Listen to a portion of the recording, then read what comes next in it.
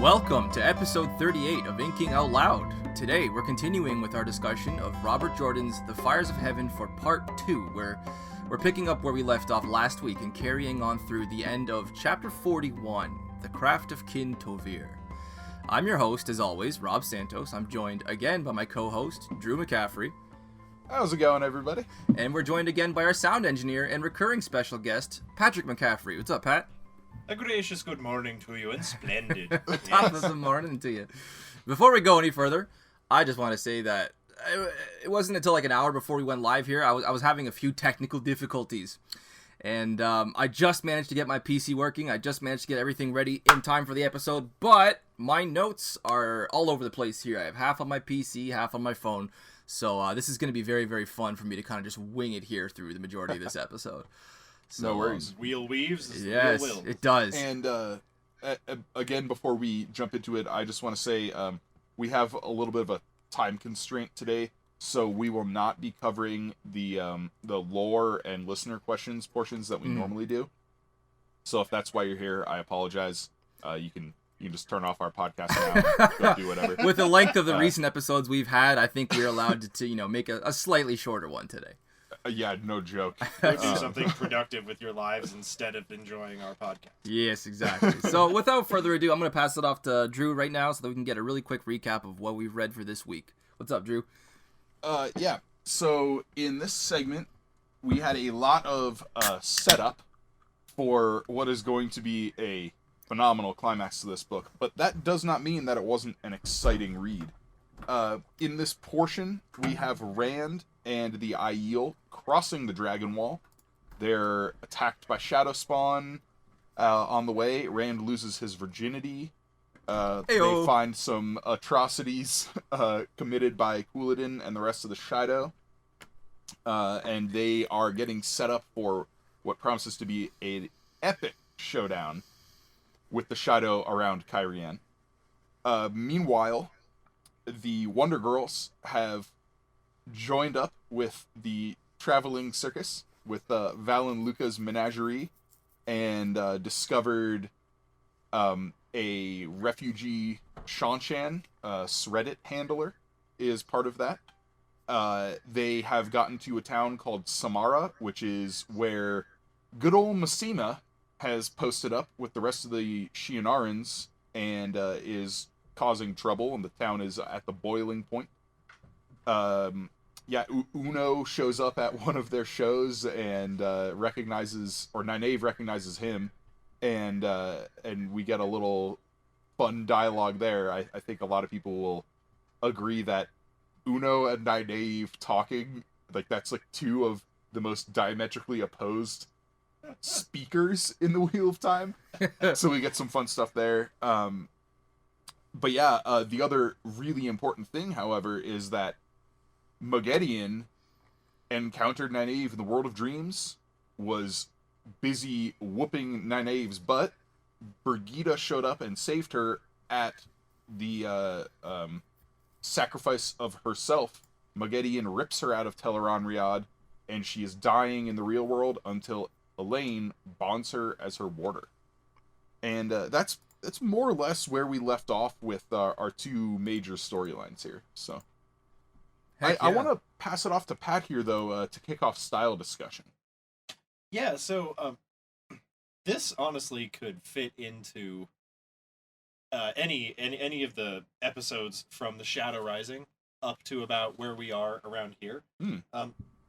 One of my favorite parts about reading the Wheel of Time is the cultures that Jordan throws in at us. And a lot of the times we have mixed cultures, from that all have real backgrounds in our world, but are sort of like they come together. Mm-hmm. The Aiel are like a great example of this, because the more, like, you almost can't dig into or see too much into the Aiel because they're just kind of all over the map, Right, yeah, they are. Yeah, a lot of people will say they're one thing, but they're really several. Yeah, I mean, there are three interesting. immediate aspects to the Aiel that at least pop out to me. Their physical description is very much like Scandinavian-blooded Irish, as we see traditional Irish day. Pale skin, red hair, light eyes. But culturally speaking, they draw a lot from like Native American, especially Navajo cultures, with how their infrastructure as a society is built around, you know, these like cities built into, you know, canyon walls and things like that, and how they cultivate crops in terraced, you know, irrigated areas in their cities, and their dependence on things like corn, weaponry too, and weaponry a bunch as of well. other aesthetic things that. But I think in the origins of the culture is probably the most interesting aspect to me, and that is there's a lot of inspiration drawn from the tribes of Israel. Oh yes, where they are a people bereft of their homeland. They are separated into tribes, obviously. You know, there's the covenant. It's like it's not even disguised. It's like they have a covenant that they break, and then they get exiled to the desert. Right. Like, yeah. It's like that's pretty on the nose. So yeah, it's I think the Aiel are the most easily accessed and emblematic example of how Robert Jordan built his cultures and his societies in the series, where and you know, this is something that's going to play into the TV show a lot, and I think the writers and those in charge of casting are cognizant of this. It's going to be impossible to properly cast actors today who are going to look exactly like characters, because so many of these cultures were physically described as crazy amalgamations of different ethnic groups in the real world. You know, some of them are a little more homogenous, like the Sea Folk, but you get characters like Saldean characters, like Fail, who is darker skinned, has the epicanthic fold, has, you know, the recognizes Eastern Asian kind of Asian eyes, sort of inspired, yeah. But at the same time, Shiriam is also Saldean, and she is as ginger as you get. But she also has the tilted eyes, epicanthic fold, tilted eyes. Yeah, so the high cheekbones, yeah. Yeah, it's going to be really interesting to see as the casting progresses in the show how they go about making those decisions. It's great fuel for the imagination, but something that's hard to bring into literal reality. Yeah, and this is also a conversation I'm sure we'll have when we get to Brandon Sanderson's Stormlight Archive, because the ethnicities in that are all over the board, you know. Yeah, and who knows when we'll get to the Stormlight Archive. We have so much to do in the meantime. I was just listening to our Skyward episode very recently, and I laughed, Drew, when I heard we mentioned very briefly something about Hero of Ages and Mistborn, and you went, yeah, and that's a couple months down the line, and I just at the time the Lost Metal was still like possibly gonna come out around now. Yeah, this is September 29th today. Yeah. Of course, that didn't happen. This is an episode that we recorded 30 weeks ago, at least 30 weeks ago. Yeah. And we're still, it's months, perhaps years off, but, you know, something to keep in mind. Oh, definitely years off at this point, because he has to finish writing Rhythm of War. But anyway, back to the Wheel of Time. Mm-hmm. Rob, do you have any style points to discuss I didn't, well, it depends if you consider this style or not. There is something that I noticed very starkly in this part. Something that I found a lot of authors do, but this is specifically talking about dialogue and delivery and how action interrupts dialogue on occasion. And this is something, like I said, I think, as far as I know, every author I've read enough of has done this, but it's always struck me as kind of unrealistic. And maybe I haven't been paying attention enough in the Wheel of Time to point it out until now. Perhaps it was just because I was given such a stark example. But here, this is the example I'm talking about. Okay.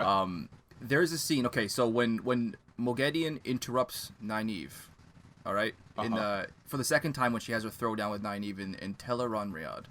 First, there is the scene where Brigitte kind of arrives and takes her to the meeting where she can spy on the other Forsaken. Right. And of course, they leave afterwards, and they start discussing the aspects of the different Forsaken and their personalities. Brigitte at one point says. She describes Grendel as being devious.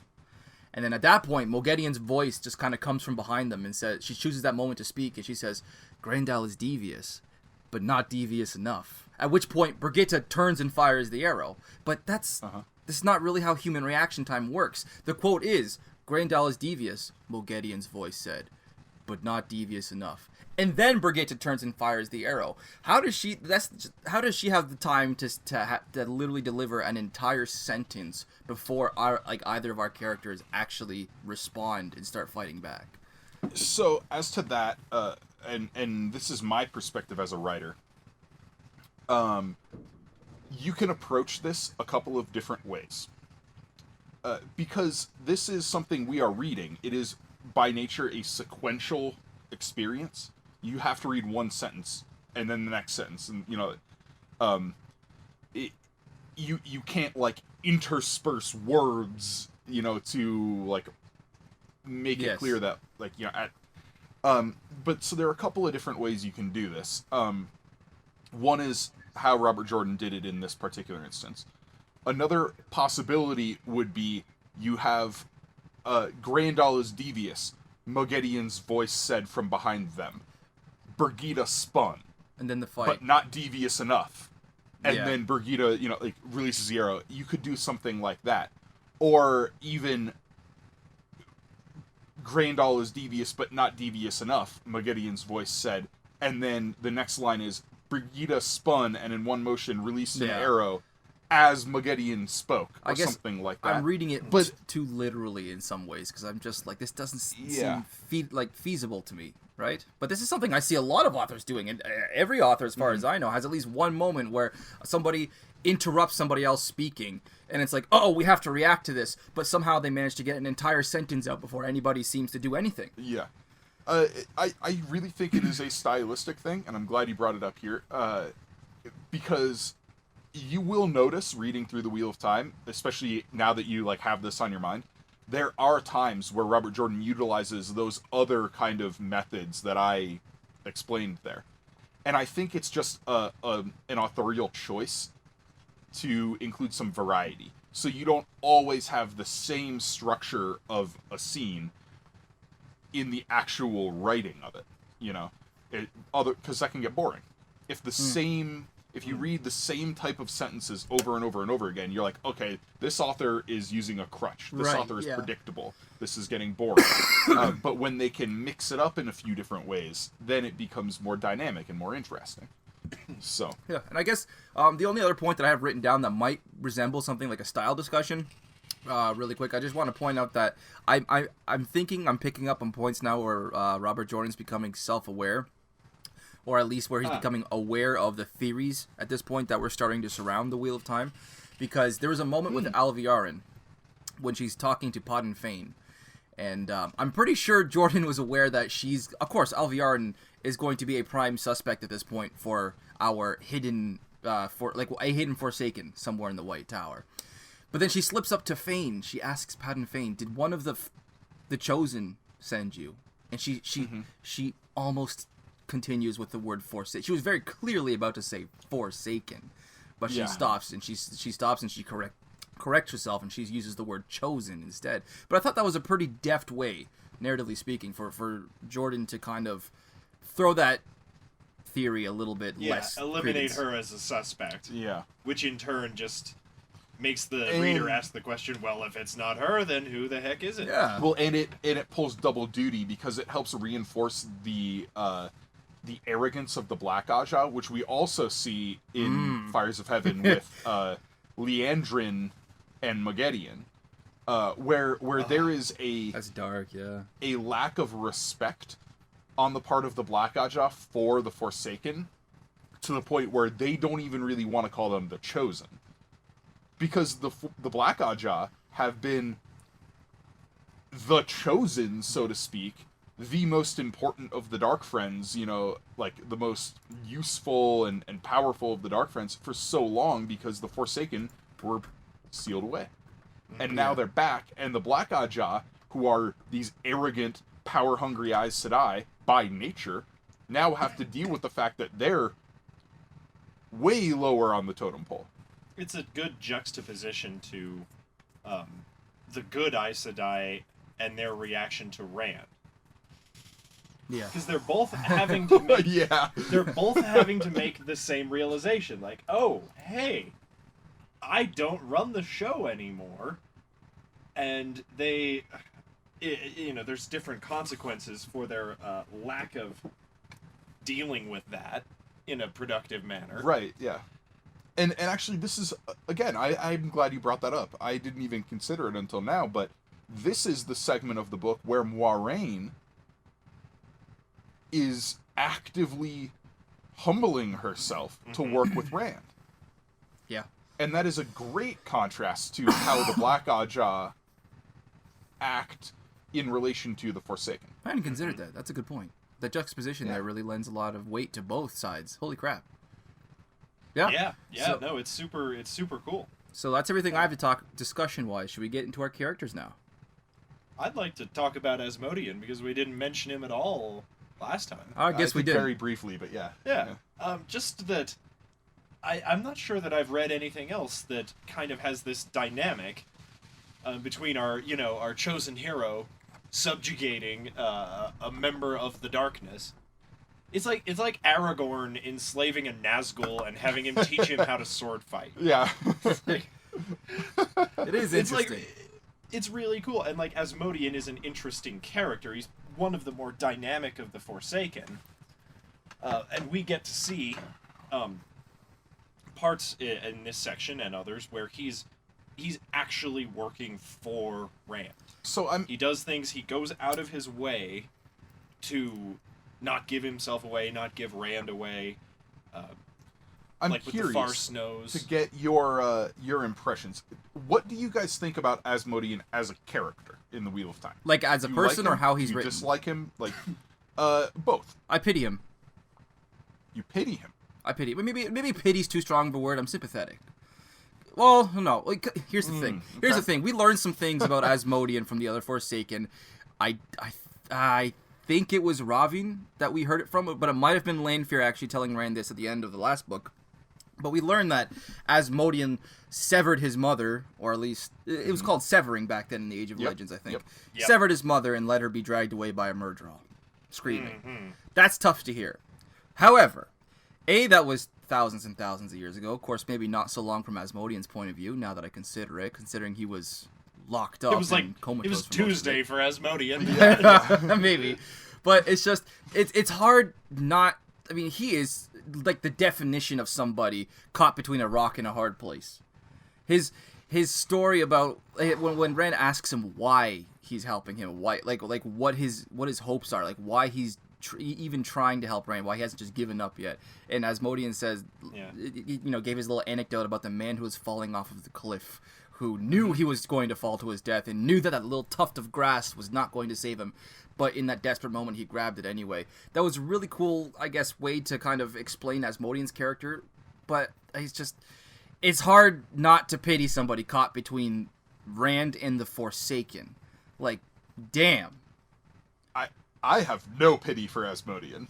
Pity was too strong of a word. No, he is entirely responsible for the situation he ended up in. Oh, quite. Like, I have no sympathy for that guy. And this is where, like, I wanted to kind of bring this up with you guys, because I'm baffled by the love that Asmodean gets in the Wheel of Time. I think it's just because he's so pathetic and humbled in this book. It's just like... No. People are like, oh, I like wish we could have gotten more of him. I wish we could have seen him fight with Rand. I'm like, he wouldn't have fought with Rand. The guy was a coward through and through. Well, he couldn't have fought with Rand. The only thing he thought could preserve himself. He was eminently selfish. He was utterly pathetic. Like, he could not have fought with Rand. That would be like a kitten trying to fight with a Tyrannosaurus Rex. It wouldn't work. There's no fighting involved. Well, no. Like these people are saying, like, oh, Rand could have unraveled his shield and let him become like a new leader for the Black Tower or something. I've literally seen that theory online. You think people are just really craving that kind of anti-hero?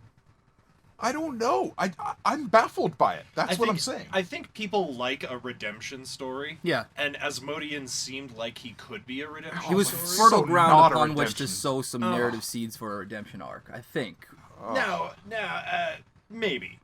I think there's points on both sides. Like, he's a bastard. Yeah, Let's not beat terrible around the person, bush about that. However, his fundamental problem is pride. Yeah. Yeah, and that wasn't going away. And that is, like, yes, he may have helped Rand, but he did not help Rand out of any sense of serving the good. It was, I'm helping Rand because I have nothing else to do. I can't. I'm helping myself. Yeah, no, I'm not like, making I that have argument no sympathy for that guy because of that. Like, he is an utterly evil person, an utterly selfish person, and the only reason he is, or the only reasons he's helping the light are incidental. We also have to consider just how much that Jordan chose to humanize Asmodean as compared to the other Forsaken. Like, we find out why he went to the Shadow. It was not for immortality or power, ostensibly. According to him, he could have been lying. He is a Forsaken. But for him, it was music, and he just wanted to spend endless ages composing. And even take what Asandra says to Hadnan Kadir about her visits to Natael. Like, she just, for some reason, all he wants to do is make love and play strange music that I've never heard before. Like, these are human looks at a Forsaken that we don't get with any other of their number for the rest of the series. I mean, if I'm going to be fair, if I was trapped in the Aiel Waste in a caravan with Asandra, I would do the exact same things that Asmodean did.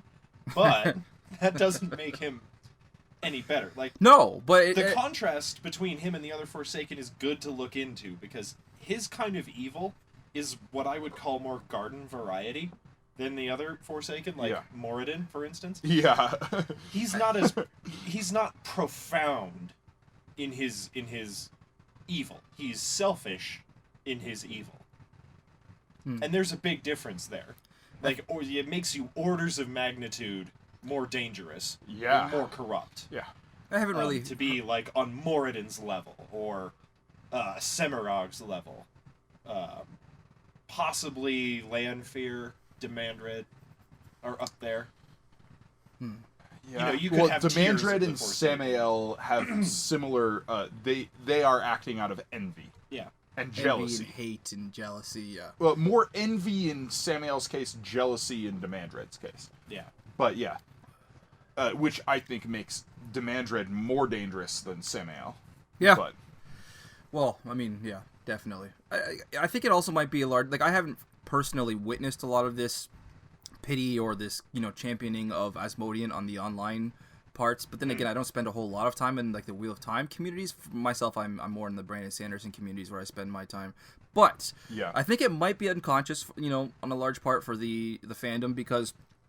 part of what I find I would say the main thing I find so interesting about Asmodean as a character is not anything that he does on his own, but it's with the chemistry and the interactions with Rand al'Thor. Yeah. And like how what he manages to bring out of Rand al'Thor when he's playing this music, when Rand, they start discussing the Forsaken, and we get these memories from Luce Theron kind of floating up to the surface, and Rand is unconsciously responding to these things with knowledge that he doesn't even know he knows.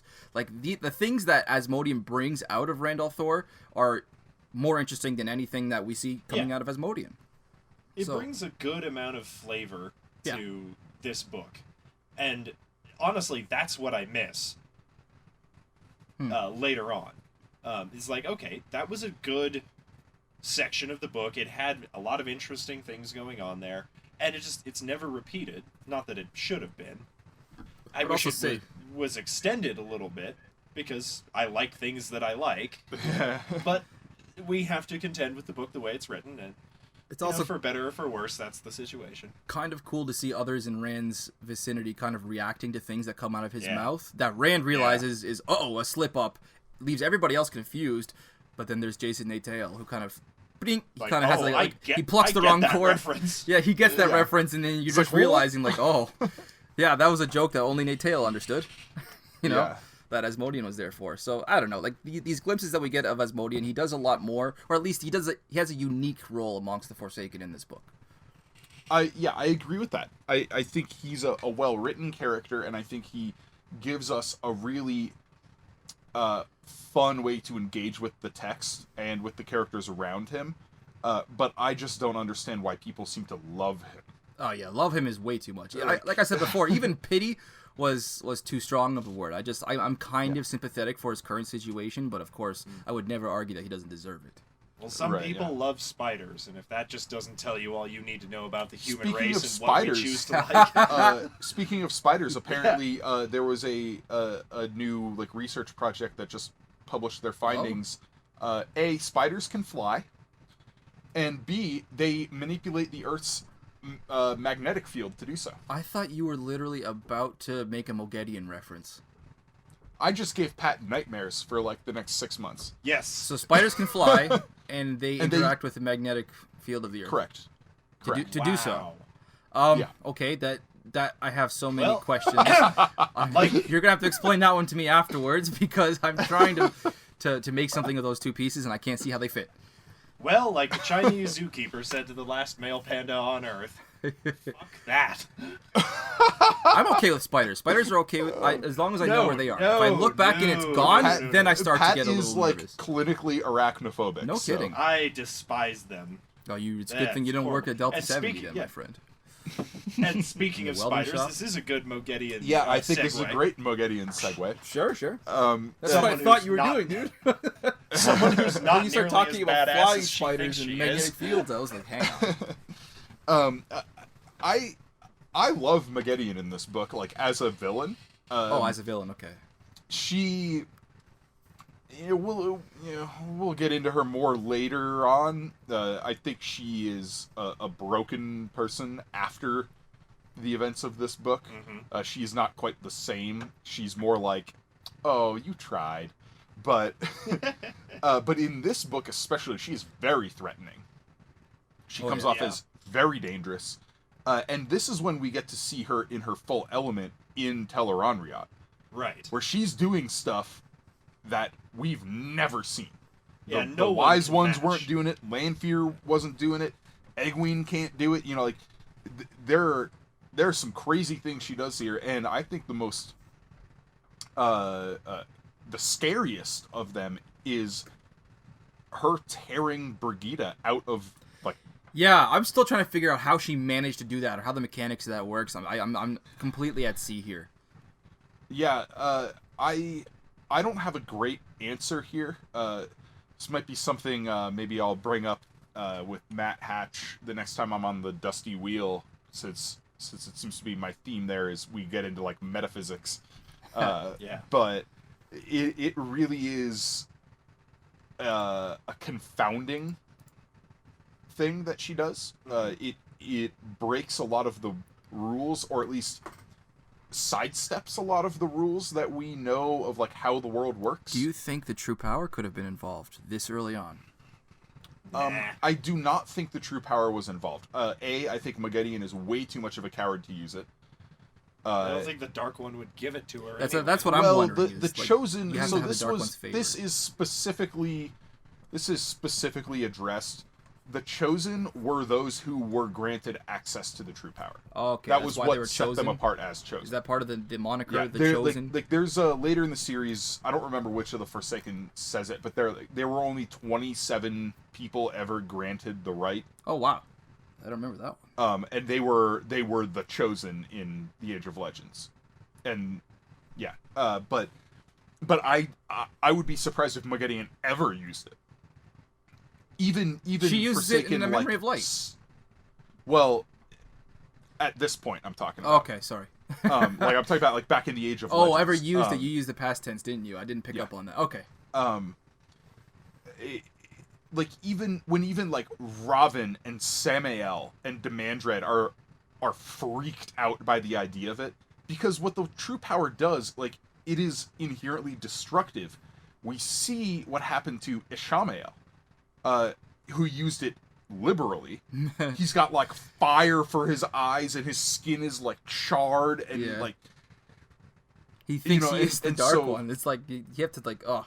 yeah. he's So lost A, himself. it drives you insane, and B, it destroys your body, and you will die. Like, period. You will die using the true power, and so while the Dark One has promised all the Forsaken immortality, he has not actually granted them immortality yet. So they're all scared as hell to use the true power, other than Ishamael, because all he wants is oblivion. Yeah. But but they're all like a scared to millennial. use it because they know they don't have. Oh my gosh. Yeah, I made that joke. Wow. Anyway, I think this very much was just a manipulation of Tel'aran'rhiod, but this was an extremely advanced manipulation of Tel'aran'rhiod. This is something that required creativity on Magedian's part, and the utter confidence that she could do it. I don't know, like, even if she told somebody else how to do it, I don't know if they could pull it off. Because things in Tel'aran'rhiod, of course, require confidence and strength of will.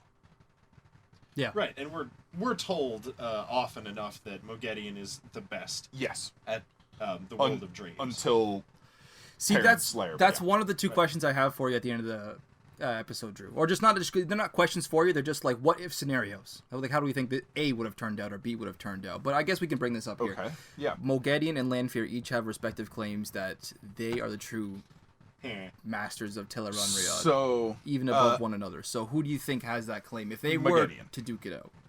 Mogedion. You think Mogedion? Lanfear, I think it is largely driven by Lanfear's pride, and Okay. I also think she would depend too much on her strength in the one power. Okay. Yeah, Um, that's her crutch. yeah, the real ace in the hole for my belief there is that we get reference a couple of times in this series to like other of the Forsaken saying like Lanfear always claimed the World of Dreams as her domain, but Mogedion was better. Mogedion was truly the best. And when even the other Forsaken are admitting that, like, Yeah. Okay. And Lanfear's I've not basing forgotten her that the other claim. Forsaken said such. Lanfear's not basing her claim on anything really because they've never she, duped it out in the World of and Dreams keep in mind, before. this is all Lanfear, like, this is her propaganda machine. She's, remember, the only Forsaken who named Right. herself, and she named herself Daughter of Night. Like, you know, she wants to claim Tel'aran'rhiod as her domain, but this is not based on any, like, competition or contest or whatever. It's just Lanfear being arrogant. Totes. Totes my goats. I'm just now realizing that this was actually supposed to be a short episode. That's right. Now that we've spent 25 minutes on Asmodean and Mogedion, should we talk about our main characters? Anything else we want to get out of the way about the Forsaken? No. Not at this juncture. Cool.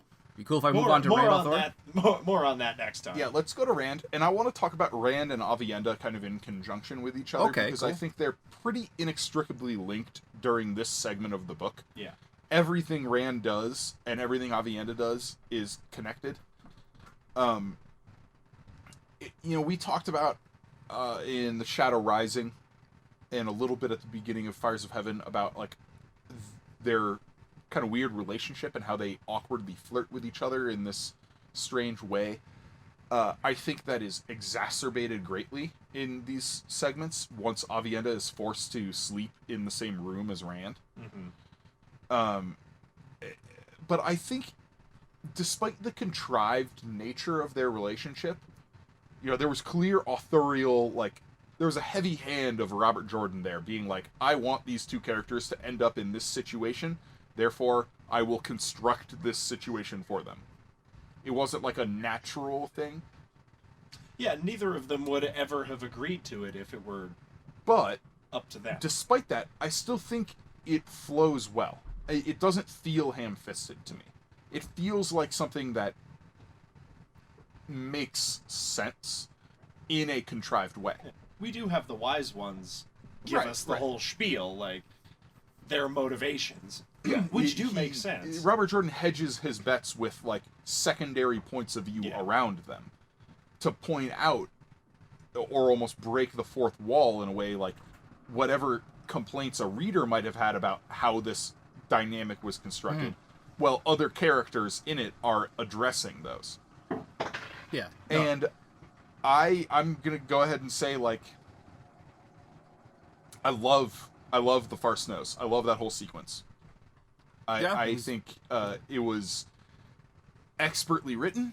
I think it was a really powerful moment for both of the characters. Tastefully done, I would say. Definitely tastefully done. Kind of amusingly so, because of the, like several hours later. Yeah. Like, oh, wow. And the first time I read that, I was like okay, he's supposed to be like cool. 19 or 20 years old at this point, right? He's like, 20. But like, several the first time I read that, I was like, a 12-year-old, I was like, oh, all right. And then I read, as I reread it later in my life, I was like, whoa. Bullshit. And then as I reread it more, I was like, oh, no. They just had like round 2. round 2. Round 3, and then round 4, and then round 5. He's 19, dude. Hey, I don't know how long. How old is Avienda? What kind of downtime Rand has? Is she older than he is? I get no, the she's sense younger. that she is she's younger. Slightly younger. I get the sense that she's actually older than Egwene, but younger than Rand. Okay. Like, if I remember right, at the beginning of the series, she's like, Egwene is 16, Rand is 19, Avienda is 18. Okay. So Avienda is like a year or two older than Elaine as well. I think Elaine's like 17 at this point. Yeah. Cool. To answer the unuttered question, it's like, there's a weave for that. Just for the sake of decency, Mama Jordan decided oh, man. to keep that I'm so glad I have page, that in my head now. Which was nice, let's keep There's this a weave for PG-13. But all that aside, the circumstances are crazy around it, right? Like, it shows Avienda's mindset and her character, that the moment Rand saw her naked, she was so panicked, she literally invented a weave, as far as she's concerned, to get away from him. Like, yeah. And yet, in the moment, it's like, it's this final acceptance of herself and how she feels, because so much of how she's acted through the last book and a half has been like through the lens of her relationship to Elaine. She's denying herself. Avienda is saying, no, I can't like him. He's Elaine's. And she's using that as an excuse. She's saying, I can't like you because you're Elaine's. Like, does that make sense? A flimsy excuse in my book, coming from a culture who has sister wives. This is a teenage girl. Yeah. They're like, anybody at this age, like, I don't care who you are, there's going to be some irrationality. Oh, yes. Like, Oh, yes. So I liked how this scene really honed in on the core desires and fears of Avienda. Okay. It's like, from Rand's point of view, like, oh, hey, Avienda, it's nice to finally meet you. We get to meet her whenever she's not around Rand. Right, But this is the first time she's actually being herself. And she becomes so much more relaxed after this. Yeah. You know? Yeah. Well, yeah. Well, in certain ways. Yeah, but, as far as the relationship between Rand and Avienda, how it's progressing at this point, the farce knows this chapter, this entire sequence. I do want to say, with keeping up with a theme from the past couple of episodes, first with Perrin and debatedly with Matt, I do want to say to Rand, congrats, dude. Here's a fist bump for you. Oh yeah, you finally did it. Hey, I will raise my glass of beer to Rand. Let's all take a collective sip for Rand Althor right now. Yeah, cheers. All right. Oh, I get it. Now that that's out of the way, I do want to say that this scene is also important for more than just Rand's relationship with Avienda, because it wasn't until now on this read that I realized how unfiltered of a look that we get at like Rand's hopes and dreams in life. Because there's this moment where he's speaking softly to the borderline comatose Avienda, and we learn that despite the tone of the prophecies, this extremely fatalistic attitude about his future that he still has, he still harbors this tiny hope that he will get to live through by the end. Right. So I did like how what this brought out of Rand, what this entire experience and what it gave us to look at with who he really is. But as far as Rand himself goes, I do want to say we're approaching the point in the series where the books are starting to read kind of differently for me, like as an adult. Pardon me, that drink we just took is coming out. I need to burp. But so like books 1 through 4, I've read 100 times each.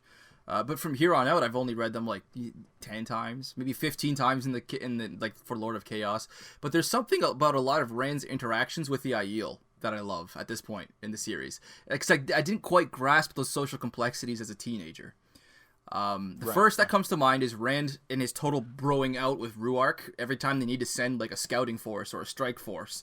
You know, we get it in Jangai Pass. Rand just kind of turns to Ruark and he says, Dua di Madin? And then Ruark just nods in agreement, you know, water seekers.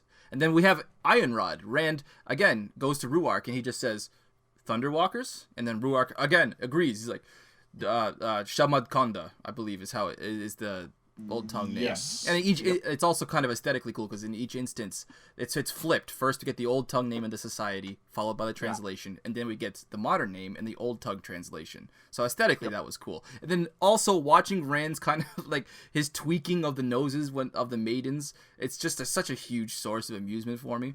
When he declares the roof of the wine spring brothers, which only permits entrance to those who have drunk from the wine spring back home. I got such a crack out of that. I do really enjoy. I don't think I picked up on that until now. I just paused my book and I snorted when I was working on the one ironworking machine. I was like, that was actually pretty clever. I like that. Yeah. So I want to dial back to the Far Snows real quick. Yeah, go. So I'm gonna piss off a lot of people. Uh-oh. Oh, good. I love conversations. Uh-oh. Let's start this way. Yes. So they are in Ironrod. Yes. In, like, you know, basically at the Dragon Wall. Oh, I think I might know where you're going with this because I might have the same point. Go ahead, dude. Avienda opens a gateway to Shanchan. Uh-huh. When she opens the gateway, it is early evening. I'm so glad you're going here. Okay. It is the middle of the night Mm-hmm. in Shanchan. Now, if we look at our map of the world, I'm so glad you're saying this. this should be hours earlier. This should be like early morning Mm-hmm. Yeah. It in should. Shanchan. Yep. Yeah. And I'm not going to make a judgment or anything right now. I'm just going to say, can Avienda weave time-traveling gateways? Oh, fuck off. I didn't think that's where you were going with this. What? No. Is that a legitimate question? It is a legitimate question, and it's a legitimate thing that Drew and I and Jared and whatnot have been discussing for years. And I will tell you right now, I have Time a travel conclusive answer via to the it. one power. I have a conclusive answer to this question, but I'm not going to give it right now. Even considered that. Not yet, but there's a few. And other... we'll readdress this question at you the know beginning what? of Path of Daggers. You know what? Balefire also has temporal effects, doesn't it? Yes. Holy shit! You might have just blown my mind. Could there be ways for the one power moving to on. affect time? Moving on. Holy shit! You can't just drop a bomb like that and move on. Oh, that's exactly what I'm doing. What?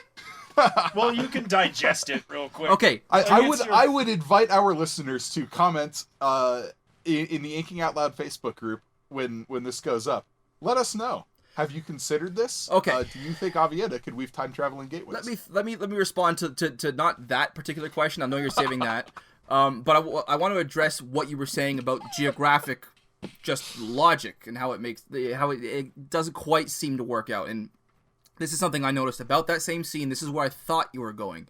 At the end of that scene, they return to Ironrod. This could be me being stupid. Or maybe it could have been explained by Jordan. Perhaps I'm just interpreting things incorrectly. But when Rand and Avienda return to Ironrod, Asmodean claims there's a couple hours until sunrise. But the sun was already risen when they left in Shanchan. And forgive me, but isn't Shanchan west across the ocean? Wouldn't that put Randlands ahead of Shanchan time, not behind? Shouldn't it be like noonday when they return to Ironrod?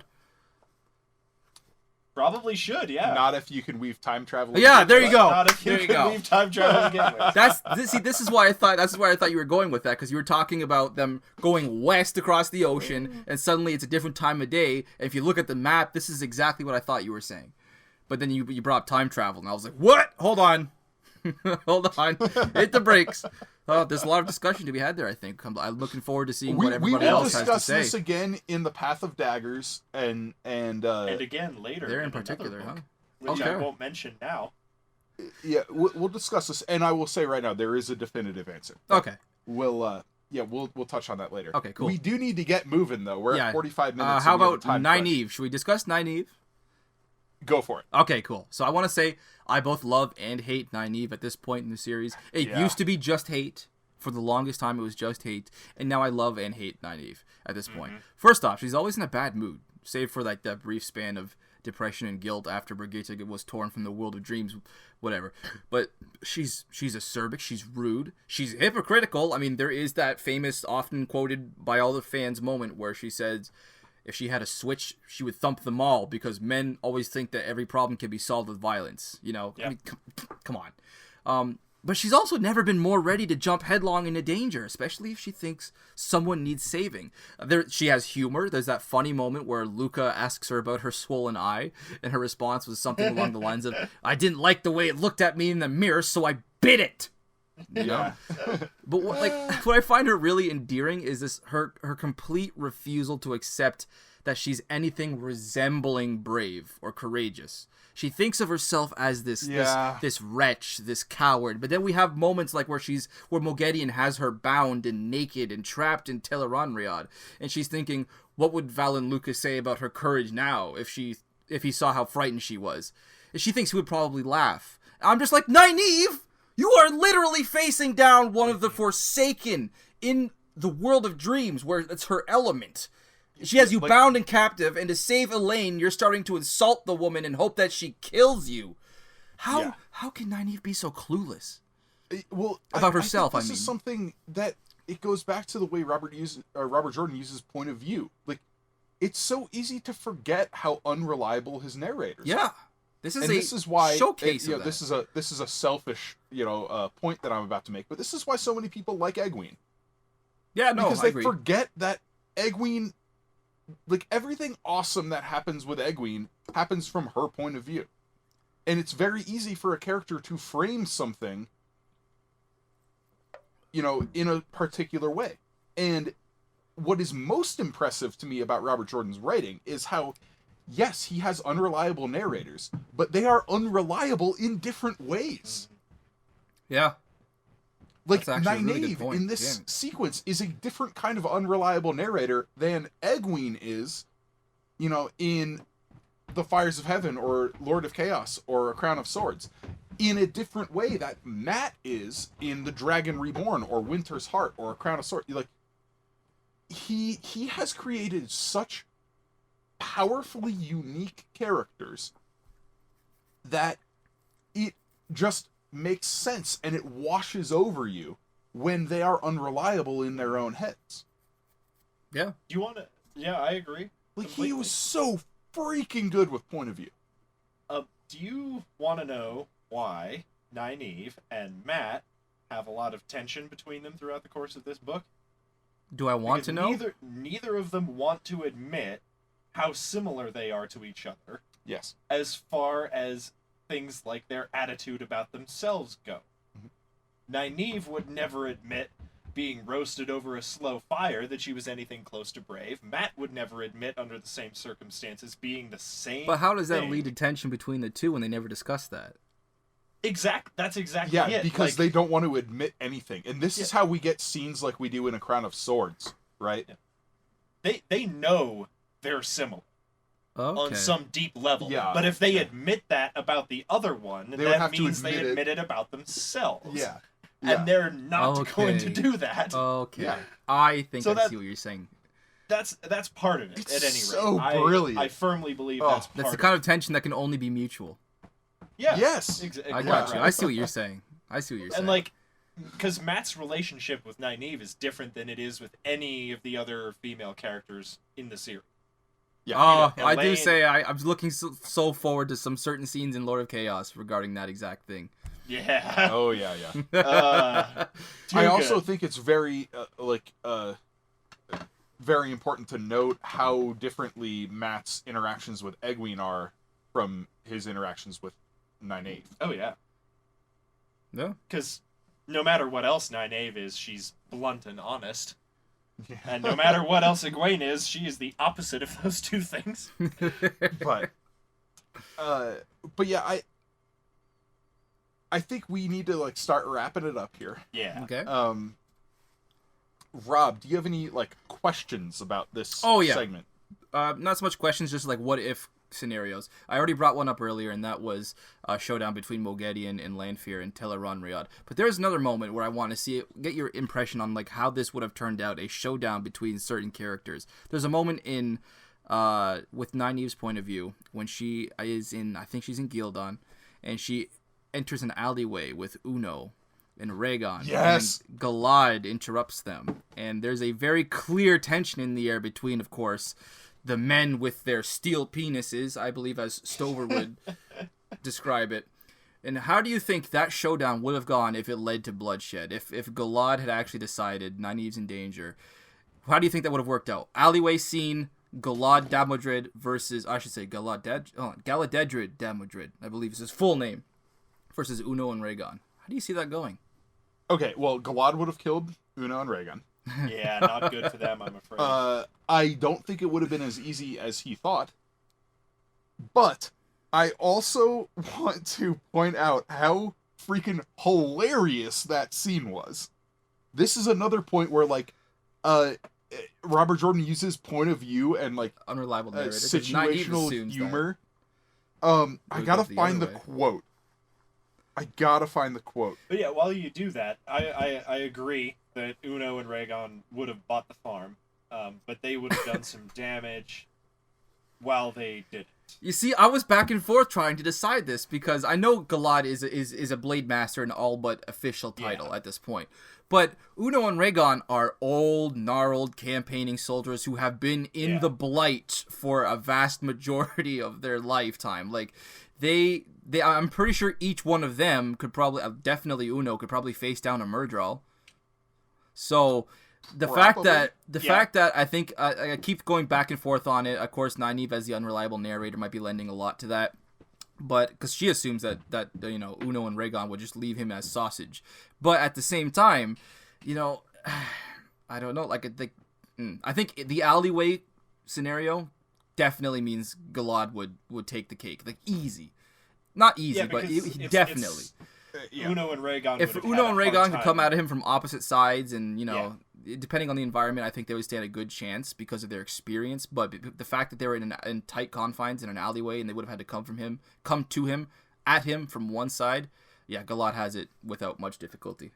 However, there's another aspect to that situation, and that's that in an alley, a swordsman is at a distinct disadvantage. They're all swordsmen. Because you don't... That's what I'm saying. Everyone's at a disadvantage. Oh, I thought you meant in respect to one another. Like, one has an advantage over the other, or disadvantage towards the other. Got you, okay. The more experienced might have the edge. Yeah. Under those circumstances where both of them are facing the same penalty. But you don't have a lot of room to maneuver and, to do cutting maneuvers. Yeah. Which their swords are more designed to do than stabbing. Yeah, the Shienarans swords are held over their curve, shoulders, whereas Galad has his at his waist, I think, at his hip. I don't think any of them have your standard longsword. Yeah. I think they all have the katana-esque... slightly curved, single-edged blade, folded steel. Yeah, plus quillins, which are very good slashing swords. That's what they're for. But I digress. Yeah. Anyway, I can't find the line. I don't have time to read the whole 13-page section right now. But yeah, that's fair.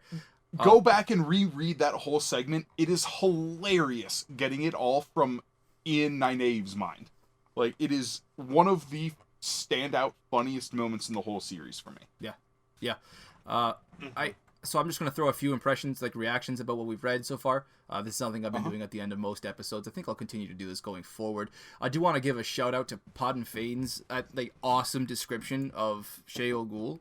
Holy crap, when he's talking to Alviar, and I have the quote written down here. He says, "I have seen Thakandar," and said, "the great sea of fog rolling and crashing against the black cliffs, the fires of the forges glowing red beneath, and lightning stabbing up into a sky fit to drive men mad.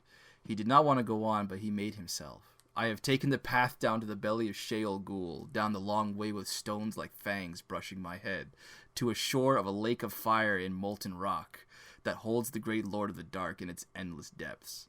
The heavens above Sheol Ghul are black at noon with his breath. Holy Very metal. shit. Very metal. Yeah. Wow. I am in awe every time I come to that segment in this series. Like, we haven't really had a great description of Sheol Ghul until this point, have we? Like, not quite on that level. This is legitimately the first time we have had the description of the Pit of Doom specifically. Yeah. This. Oh, man. It's hard to remember details like that, having read this a jillion times. Yeah, right. But Yeah. But no, this is the first time we get the description, and then the first time we see it, like, in the moment is in the prologue of Lord of Chaos with the Mandred. Yeah. So, yeah. So, there's that. Sorry, were you about to continue there, or should I? So I wanted to just bring up one quick thing. Okay, yeah. And that is, we haven't touched on Swan and Lyanna and Logain. Oh, we haven't. They arrived in Saladar. They did arrive in Salidar, yeah. I don't have a ton to say about this, other than I love that sequence.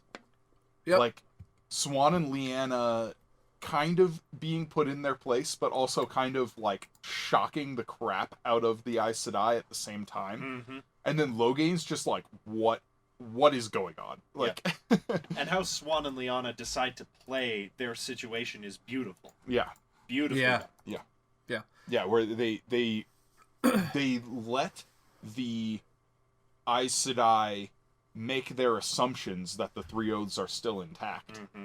which is a big deal. You know, like, I don't know, I thought that was another brilliantly written section in this, especially because it had been built up so much over the last, like, book, from the breaking of the tower in the Shadow Rising until now, where we realize, holy crap, there's a schism into, there's a full-on rebellion, and, like, a good half of the Aes Sedai in the tower fled, and then we find out, oh, there's a full-on, like, location and structure to the rebellion, and then we get to see it from the point of view of Swan Sanche.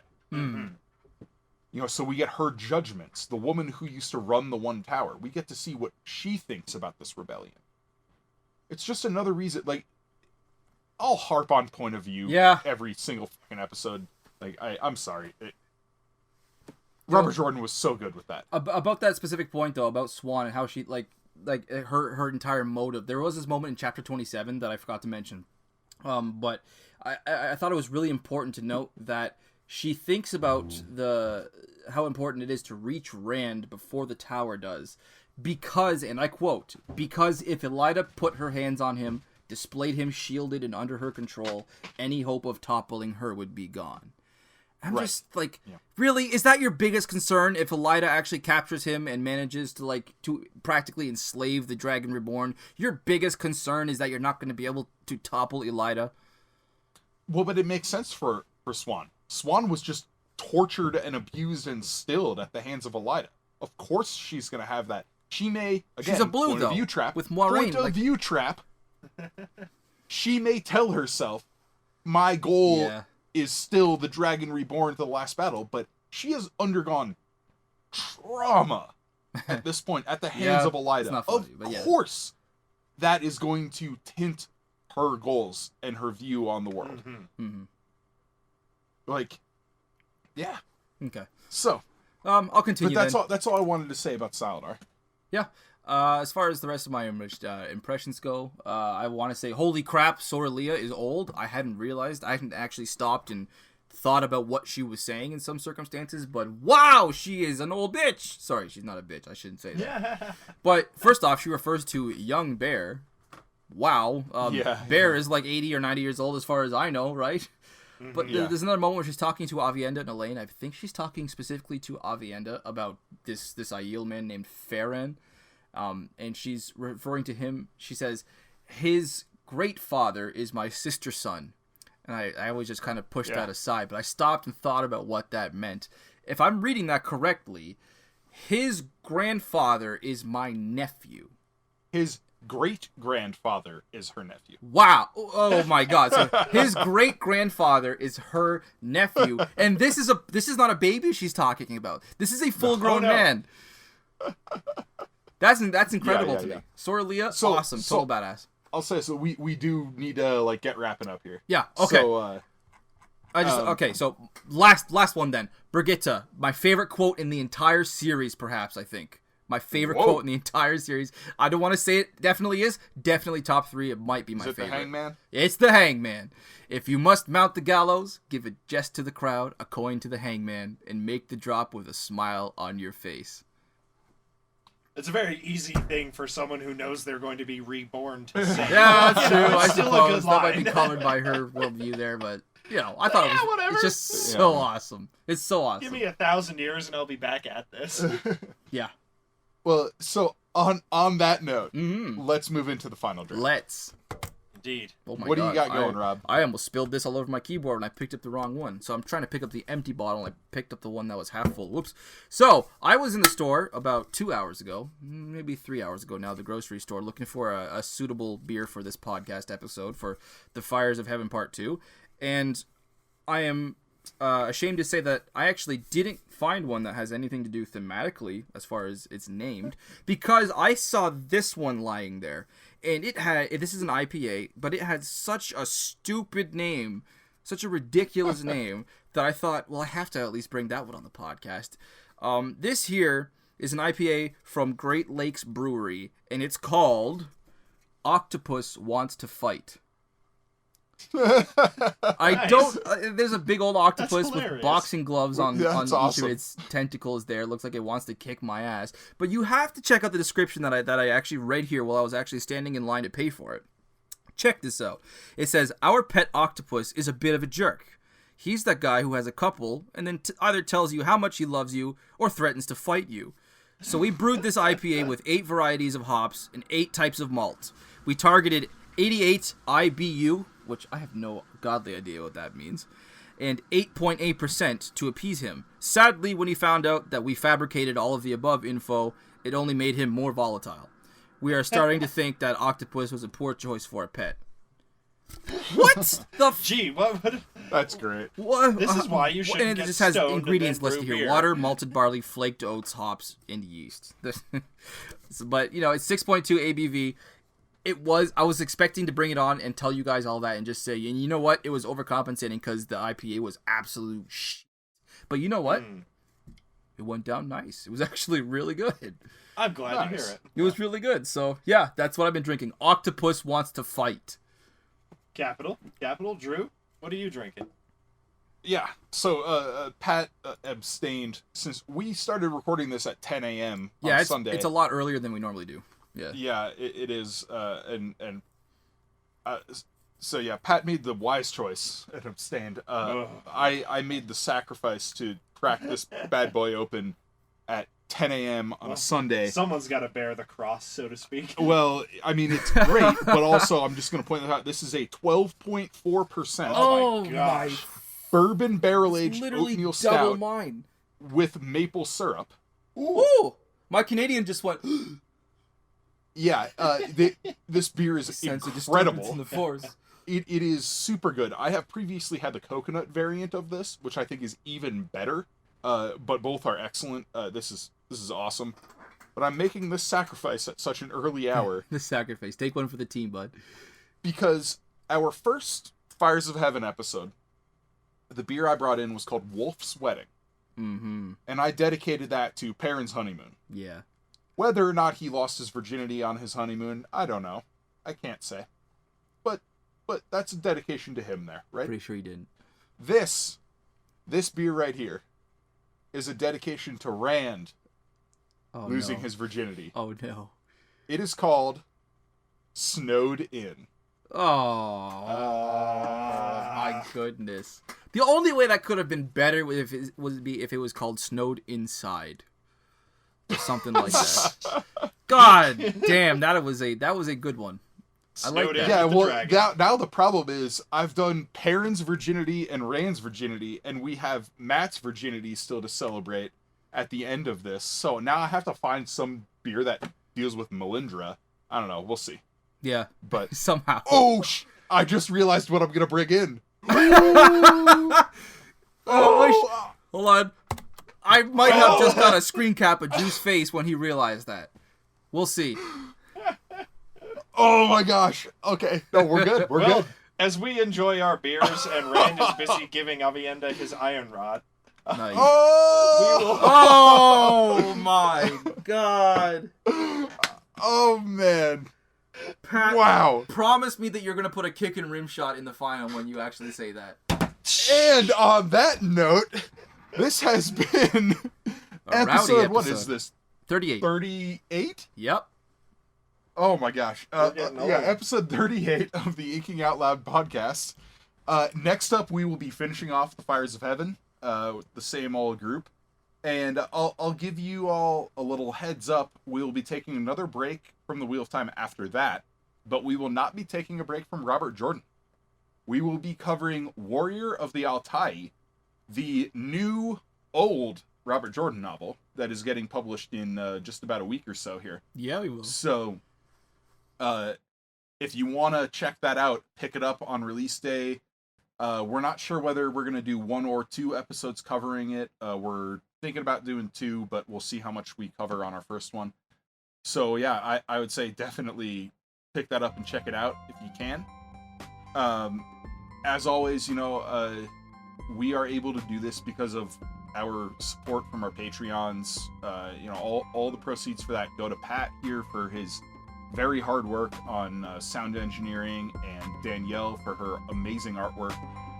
And that helps us pay for the hosting and just running the podcast in general. So if you're not a Patreon, please check it out. Patreon.com, Inking Out Loud.